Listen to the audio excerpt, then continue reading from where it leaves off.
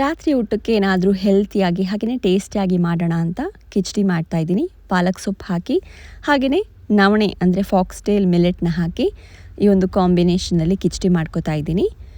ಅರ್ಧ ಕಪ್ಪಷ್ಟು ಹಸಿರು ಬೇಳೆ ಅಂದರೆ ಹೆಸರು ಬೇಳೆ ಸ್ಕಿನ್ ಇರೋದು, ಹಾಗೆಯೇ 1/4 ಕಪ್ಪಷ್ಟು ನವಣೆನ ಒಂದೊಂದು ಬೌಲ್ಗೆ ಹಾಕಿ ಇದನ್ನು ನೀರಿನಲ್ಲಿ ಒಂದು 3-4 ಸಲ ಚೆನ್ನಾಗಿ ತೊಳ್ಕೊಂಡು ಇದಕ್ಕೆ ನೀರು ಹಾಕಿ ಇದನ್ನು ನೆನೆಯೋಕೆ ಇಡ್ತಾಯಿದ್ದೀನಿ. ಮಿಕ್ಕಿದೆಲ್ಲ ಪ್ರಿಪ್ರೇಷನ್ ಮಾಡ್ಕೊಳ್ಳೋಷ್ಟೊತ್ತಿಗೆ ಇದು ನೆಂದರೆ ಸಾಕು. ಇದಕ್ಕೆ 1 ಈರುಳ್ಳಿ ಹಾಗೆಯೇ 1 ಟೊಮ್ಯಾಟೊನ ಚಿಕ್ಕ ಚಿಕ್ಕದಾಗಿ ಕಟ್ ಮಾಡ್ಕೊತಾ ಇದ್ದೀನಿ. ಇದಕ್ಕಿಂತ ನಿಮಗೆ ಯಾವ್ಯಾವ ತರಕಾರಿ ಇಷ್ಟನೋ ಅದನ್ನೆಲ್ಲ ನೀವು ಹಾಕಿ ಮಾಡ್ಬೋದು. ತರಕಾರಿಗಳೆಲ್ಲ ಹಾಕಿ ಮಾಡಿದಷ್ಟು ಒಳ್ಳೆಯದೇ, ಫೈಬರ್ ಕಂಟೆಂಟ್ ಕೂಡ ಚೆನ್ನಾಗಿ ಸಿಗುತ್ತೆ. ಇದಕ್ಕೆ ಬೀನ್ಸು, ಕ್ಯಾರೆಟು, ಬಟಾಣಿ ಯಾವ್ಯಾವ ತರಕಾರಿ ಇಷ್ಟನೋ ಅದನ್ನೆಲ್ಲ ನೀವು ಹಾಕೋಬೋದು. ನಾನಿವತ್ತು ಸಿಂಪಲಾಗಿ ಈರುಳ್ಳಿ ಟೊಮೆಟೊ ಮಾತ್ರ ಬಳಸ್ಕೊಂಡಿದ್ದೀನಿ. ಕುಕ್ಕರ್ನಲ್ಲೇ ಮಾಡ್ತಾ ಇರೋದ್ರಿಂದ ಕುಕ್ಕರ್ಗೆ 1 ಸ್ಪೂನಷ್ಟು ತುಪ್ಪ ಹಾಕಿ ಸ್ವಲ್ಪ ಜೀರಿಗೆ ಹಾಕಿ, ಜೀರಿಗೆ ಒಂಚೂರು ಚಟಪಟ ಅಂದಮೇಲೆ ಇದಕ್ಕೆ ಕಟ್ ಮಾಡ್ಕೊಂಡಿರೋ ಈರುಳ್ಳಿ ಹಾಕಿ ಬಾಡಿಸ್ಕೊತಾ ಇದ್ದೀನಿ. ಈರುಳ್ಳಿ ಒಂಚೂರು ಕಲರ್ ಚೇಂಜ್ ಆಗೋವರೆಗೂ ಇದನ್ನ ಬಾಡಿಸ್ಕೊಂಡು ಶುಂಠಿ ಬೆಳ್ಳುಳ್ಳಿ ಪೇಸ್ಟನ್ನ ಹಾಕಿ ಬಾಡಿಸ್ಕೊತಾ ಇದ್ದೀನಿ. ನೀವು ಫ್ರೆಶ್ ಆಗಿ ತುರಿದಿರೋಂತಹ ಹಸಿ ಶುಂಠಿ ಹಾಗೆಯೇ ಬೆಳ್ಳುಳ್ಳಿ ಹಾಕೋದಾದರೆ ಫಸ್ಟೇ ತುಪ್ಪಕ್ಕೇ ಹಾಕಿಬಿಟ್ಟು ಸ್ವಲ್ಪ ಹುರ್ಕೊಂಡು ಆಮೇಲೆ ಈರುಳ್ಳಿ ಹಾಕಿ ಬಾಡಿಸ್ಕೋಬೋದು. ನಾನು ರೆಡಿಮೇಡ್ ಪೇಸ್ಟ್ ಹಾಕ್ತಾ ಇರೋದ್ರಿಂದ ಈರುಳ್ಳಿ ಹಾಕಿದ್ಮೇಲೆ ಇದನ್ನು ಹಾಕಿ ಬಾಡಿಸ್ಕೊತಾ ಇದ್ದೀನಿ. ಖಾರಕ್ಕೆ ಎಷ್ಟು ಬೇಕೋ ಅಷ್ಟು ಹಸಿಮೆಣಸಿನ್ಕಾಯಿ ಹಾಗೆಯೇ ಟೊಮೆಟೊ ಕಟ್ ಮಾಡಿರೋದನ್ನು ಹಾಕಿಬಿಟ್ಟು ಚೆನ್ನಾಗಿ ಬಾಡಿಸ್ಕೋಬೇಕು. ಟೊಮೆಟೊ ಒಂದು ಸ್ವಲ್ಪ ಸಾಫ್ಟ್ ಆಗಬೇಕು, ಅಲ್ಲಿವರೆಗೂ ಇದನ್ನು ಬಾಡಿಸ್ಕೊಂಡು 1-2 ನಿಮಿಷ ಹಾಗೆ ಬಿಟ್ಟರೂ ನಡೆಯುತ್ತೆ. ಟೊಮೆಟೊ ಒಂಚೂರು ಸಾಫ್ಟ್ ಆದಮೇಲೆ ಇದಕ್ಕೆ ನಾನು ಪಾಲಕ್ ಸೊಪ್ಪನ್ನ ಪ್ಯೂರೆ ಮಾಡಿ ಇಟ್ಕೊಂಡಿದ್ದೀನಿ.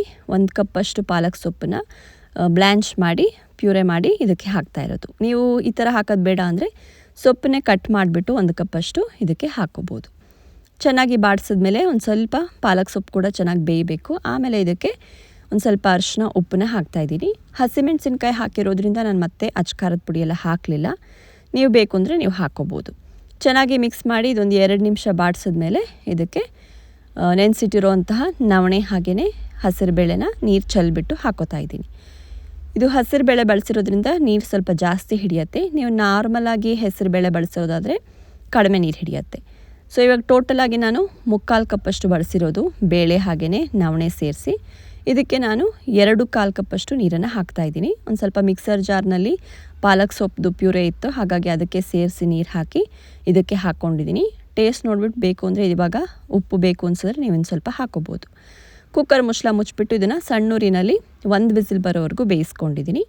ನೀವು ನಾರ್ಮಲಾಗಿ ಕಿಚಡಿಗೆ ಹೇಗೆ ಬೇಯಿಸ್ಕೋತೀರೋ ಹಾಗೆ ಬೇಯಿಸ್ಕೋಬೋದು. ಚೆನ್ನಾಗಿ ಬೆಂದಿದೆ. ಇನ್ನೂ ನೀರಾಗಬೇಕು ಅಂದರೆ ಇನ್ನು ಸ್ವಲ್ಪ ಜಾಸ್ತಿ ನೀರನ್ನು ಹಾಕೋಬೋದು.